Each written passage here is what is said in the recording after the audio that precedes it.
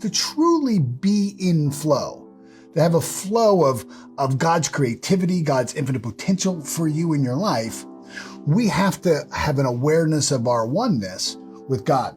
Restriction is the limitation or the control of someone or something else, including ourselves. Now, most people will leave a job. Most people will end a relationship.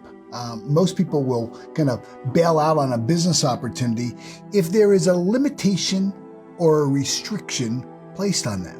Restriction is a really negative energy.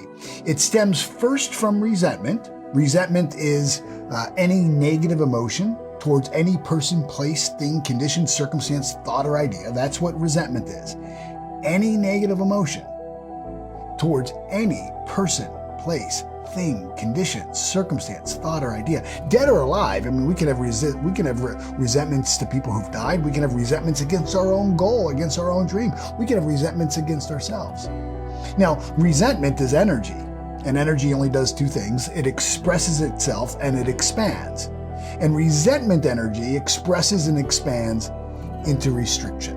And restriction is the withdrawal or the withholding of any of our God-given gifts, talents, skills, ability, and resources. That's what's happening whenever we find ourselves in a place of restriction.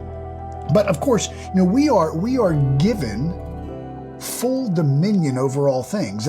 That's authority over all things. We are truly given the ability to exercise our authority over the conditions and circumstances we have in our life. And we do that by taking responsibility in our life.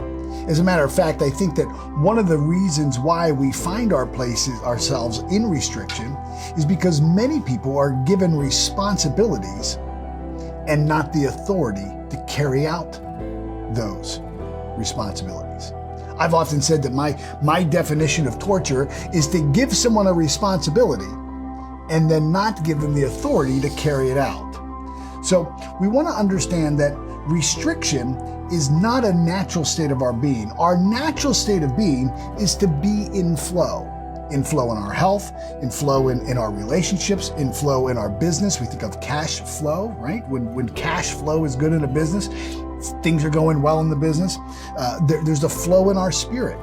When ideas are flowing to us from God, to us, and through us. That's a natural state of our being.